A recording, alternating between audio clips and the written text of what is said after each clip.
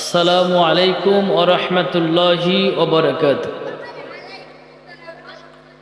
মহাগ্রন্থ কোরআনুল কারীম 114টি সূরার ভিতর থেকে একটা সূরার মধ্য থেকে একখানা আয়াতে কারীম তেলাওয়াত করেছি। হাদিস শরীফ থেকে ছোট্ট একটা হাদিস আপনাদের সামনে তেলাওয়াত করেছি, এর উপরে কথা বলার চেষ্টা করব ইনশাআল্লাহ। ওমা তৌফিকে ইল্লা বিল্লাহ, চিৎকার মেরে বলি আল্লাহুম্মা আমিন। সম্মানিত উপস্থিতি, আল্লাহ রাব্বুল আলামিন আয়াতে কারীম প্রত্যেকটা আয়াত বিভিন্ন প্রেক্ষাপটের উপরে ধারাবাহিকতায় আল্লাহ পাক নাজিল করেছেন। আমি যে আয়াতে কারীম আপনাদের সামনে তেলাওয়াত করেছি, এই আয়াতে কারীমের প্রেক্ষাপটের উপরে তাফসিরে তাবারির ভিতরে উল্লেখ রয়েছেন, উলামায়ে কেরাম বর্ণনা করেন আল্লাহ সুবহানাহু ওয়া তাআলা তার প্রিয় হাবিব নবী মুহাম্মদুর রাসূলুল্লাহ সাল্লাল্লাহু আলাইহি ওয়াসাল্লামের একদম শৈশব জিন্দেগীর প্রেক্ষাপটের উপরে আল্লাহ পাক এই আয়াতে কারীম নাজিল করেছেন। সুবহানাল্লাহ বলেন। আল্লাহ পাক আয়াতে কারীমের প্রেক্ষাপটে এরকম উল্লেখ করেছেন,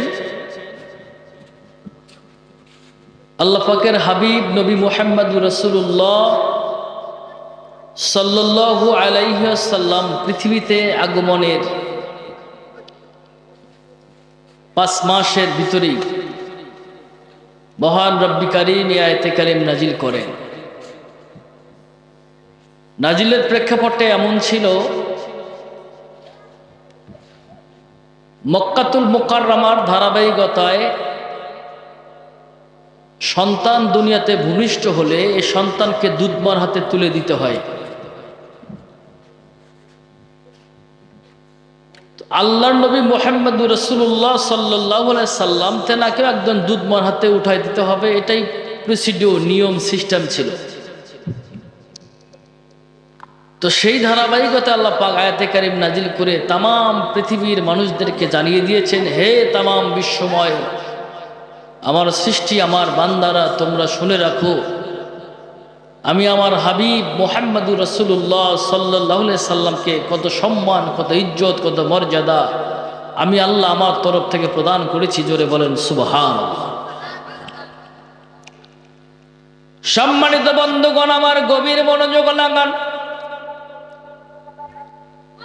আল্লাহ রাব্বুল আলামিন বলে আয়াতে কারীম নাজিলের প্রেক্ষাপটটা এমন ছিল, নবীজির মাতা মা আমেনা তিনি বর্ণনা করেন, আমি আমার ছোট্ট বাচ্চাকে নিয়ে যেই জায়গায় বাচ্চা লেনদেন করা হয় মক্কাতুল মুকাররমায়, ওই জায়গায় বসে রয়েছি। বাইরের দেশ থেকে সিরিয়া, দামেস্ক, বাইরের বিভিন্ন রাষ্ট্র থেকে মহিলাগুলি এসে আমার পাশের যে মহিলাগুলি ছিল তাদের বাচ্চাগুলিকে নিয়ে চলে যাচ্ছে, কিন্তু আমি আমেনার কাছে কেউ এসে বাচ্চা চাইল না, চায় না, আমার কাছাকাছি কেউ এসে কোনো রকম জিজ্ঞাসা করে না। আমার মনটা বড় বেজার। আমার শিশু বাচ্চা মুহাম্মদুর রাসূলুল্লাহ সাল্লাল্লাহু আলাইহি সাল্লামকে নিয়ে আমি আমেনা মনের ব্যথায় অঝর নয়নে কান্না শুরু করে দিলাম। আল্লাহ পাকের কুদরতি শান, মা আমেনা অঝর নয়নে কান্দে। উলামায়ে কেরাম বর্ণনা করে, যেই মহিলা আমার নবী মুহাম্মদুর রাসূলুল্লাহ সাল্লাল্লাহু আলাইহি সাল্লামকে নেওয়ার জন্য দূর দেশ থেকে আসবে, ওই দেশের নাম ছিল তায়েফ। তায়েফের ভিতরে একজন সুদর্শন, ইখলাস ওয়ালা ইমানদার মহিলা ছিল, ওই মহিলার নাম ছিল হালিমাতুস সাদিয়া। আল্লাহু আকবার বলেন। হালিমাতুস সাদিয়া বলে, আমার বাসা হলো তায়েফ, কিন্তু আমি যেই সময় বাচ্চা নেওয়ার জন্য মক্কা নগরীতে যাব, মক্কা নগরীতে যাওয়ার 7 দিন পূর্বের ইতিহাস উনি বর্ণনা করেছেন। আমি হালিমাতুস সাদিয়া 7 দিন ধরে অনাহার, আমার চুলায় আগুন দেওয়ার মতো তেমন কোনো ব্যবস্থা ছিল না। আমার সন্তান একজন ছিল, নাম হলো আব্দুল্লাহ। আমার বাচ্চাটা অনাহার, আমার স্বামী অনাহার। 7 দিন ধরে না খাওয়া একজন মহিলা, না খাইতে খাইতে ওলামায়ে কেরাম বলে 7 দিন ধরে হালিমাতুস সাদিয়া না খাওয়ার কারণে, হালিমাতুস সাদিয়া বলে আমার স্তনগুলি শুকিয়ে গিয়েছে, স্তনের ভিতরে 1 ফোঁটা দুধ পর্যন্ত চুষলে বার হয় না। আব্দুল্লাহ অনাহার, আমার স্বামী অনাহার। এরপরে বাচ্চা নেওয়ার জন্য আমি যখন মক্কা নগরীতে আসব, স্বামীর কাছে গেলাম পারমিশন নেওয়ার জন্য। স্বামী হে পারমিশন দেন, মক্কা নগরীতে যেতে হবে। বাচ্চা নিয়ে এসে দুধ তো প্রসর করে যে দিরহাম দিবে, এই দিরহামটা আমরা মোটামুটি কিছু সরঞ্জাম কিনে আমরা জীবন যাপন করতে পারবো। হালিমাতুস সাদিয়ার স্বামী পারমিশন দিয়ে দিলেন। হালিমাতুস সাদিয়া চলে আসলেন মক্কা নগরীর ভিতরে। যেই যানবাহনে চলে এসেছে, ওলামায়ে কেরাম বলে যানবাহনটা অত্যন্ত দুর্বল ছিল। গাধা নামক একটা যানবাহন, অত্যন্ত দুর্বল। হালিমাতুস সাদিয়া বলে আমরা খাইতে পারি না, গাধাকে খাওয়াবো কি? অত্যন্ত দুর্বল গাধাটাকে নিয়ে যখন আমি মক্কা নগরীর বর্ডার ক্রস করব, ওলামায়ে কেরাম বলে বর্ডার ক্রস করতে চায় হালিমাতুস সাদিয়া। এর আগে যে মহিলাগুলি মক্কা নগরে গিয়ে বাচ্চা নিয়ে নিয়ে যারা অতি মনের আনন্দে যারা চলে আসতেছে, হালিমাতুস সাদিয়া বলে আমি ভেতরে প্রবেশ করি, তারা চলে আসে। আমার এই দুর্বল গাধারা নিয়ে আমি বর্ডার ক্রস করে মক্কা নগরীর ভিতরে প্রবেশ করলাম। মক্কা নগরীতে যাই দেখি মোটামুটি বাচ্চার সরঞ্জাম শেষ পর্যায়ে, কিন্তু আমি হালিমাতুস সাদিয়া গভীর মনটা বেজার নিয়ে দাঁড়িয়ে রয়েছি। ওলামায়ে কেরাম বলে হালিমাতুস সাদিয়া বলে দূর থেকে একটা কান্নার আওয়াজ কেন জানি আমার কানে ভেসে আসতেছে। আল্লাহু আকবার বলেন। হালিমাতুস সাদিয়া বলে কান্নার আওয়াজটা আমার কানে যখন আস্তে আস্তে করে ভেসে আসতেছিল, আমি একটু আস্তে আস্তে করে কান্নার আওয়াজটা কোন জায়গা থেকে আসতেছে সেই জায়গা পর্যন্ত, সেই লক্ষণীয় স্থান চিহ্নিত করে করে আমি অগ্রসর হচ্ছি।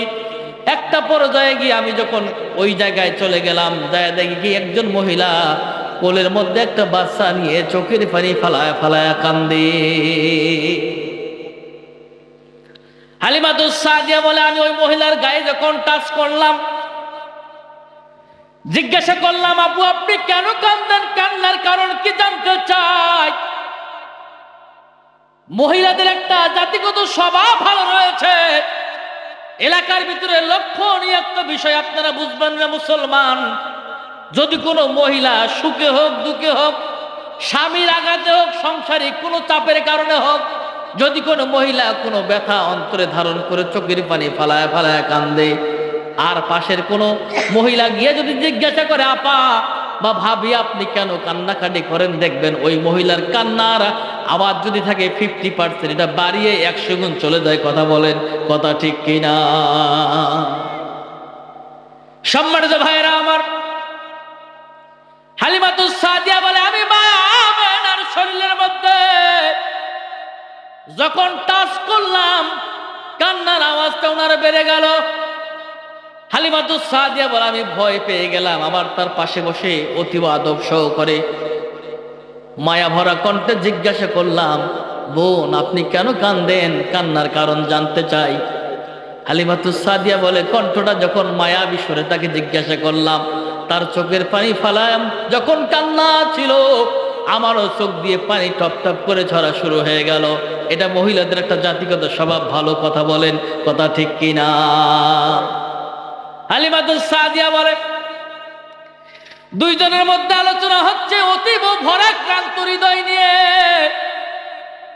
ব্যথা ভরা হৃদয় নিয়ে মা আমেনা বলে এই বাজারের ভিতরে অনেক সন্তান ছিল, যার যার মতো করে যেই যেই মহিলা এসে দূর দেখতে সন্তান নিয়ে গেছে, কিন্তু কেউ এসে আমার সন্তানের কথা জিজ্ঞাসা করে না। আমার মনটা বড় বেজার, তাই অঝর নয়নে কাঁদতেছিলাম। হালিমাতুস সাদিয়া বলে আপনার সন্তানটা আমি একটু কোলে নিতে চাই। হালিমাতুস সাদিয়া বলে এই কথা বলার সঙ্গে সঙ্গে মা আমেনা আর দ্বিমত করলেন না, সাথে সাথে তার সন্তানটা আমার কোলে দেওয়ার জন্য ইচ্ছা পোষণ করলেন। আমি মা আমেনার কাছ থেকে সন্তানটা কোলে নেওয়ার সঙ্গে সঙ্গে বুঝতে পারলাম এই সন্তানটা দুনিয়ার কোনো সাধারণ সন্তান নয়, এই সন্তানটা দুনিয়ার সৃষ্টির ভিতরে এক অসাধারণ সৃষ্টি। জোরে বলেন আল্লাহু আকবার। অসাধারণ সৃষ্টি, যেই সৃষ্টির সঙ্গে অন্য কোন সৃষ্টির তুলনা কখনো হয় নাই আর হবেও না। কথা বলেন না কেন? সম্মানিত ভাইয়েরা আমার, হালিমাতুস সাদিয়া বলে বাচ্চাটাকে যখন আমি কোলে নিয়েছিলাম,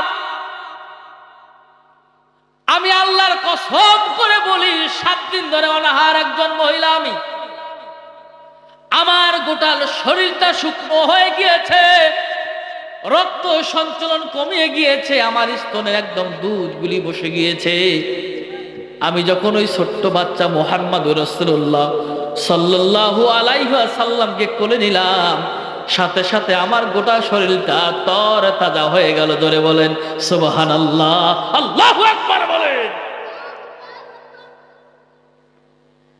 হালিমাতুস সাদিয়া বলে বাচ্চাটাকে কোলে নেওয়ার সঙ্গে সঙ্গে উলামায়ে কেরাম বর্ণনা করেন, প্রখর রোদ। হালিমাতুস সাদিয়া বলে প্রখর রোদ, কিন্তু বাচ্চাটাকে কোলে নেওয়ার সঙ্গে সঙ্গে ছোট্ট একটা কালো মেঘ এসে ছায়া দেওয়া শুরু হয়ে গেল। উলামায়ে কেরাম বলে এই বাচ্চাটাকে কোলে নেওয়ার সঙ্গে সঙ্গে এরকম পরিবর্তন যখন হালিমাতুস সাদিয়া বুঝতে পেরেছে, অন্তরের খবর কেউ জানুক আর না জানুক, একজন জানে, তিনি কে? জোরে বলেন তিনি কে? তাম পৃথিবীর মানুষ অন্তরের খবর জানুক আর না জানুক, অন্তরের খবর জানে তিনি কে? আল্লাহ রাব্বুল আলামিন জানেন। তেনার এই পরিবর্তনের সঙ্গে সঙ্গে আল্লাহ রাব্বুল আলামিন আয়াতে কারিম নাজিল করে জানিয়ে দিলেন, ওয়ামা আরসালনাকা ইল্লা রাহমাতাল লিল আলামিন। আল্লাহু আকবার বলেন।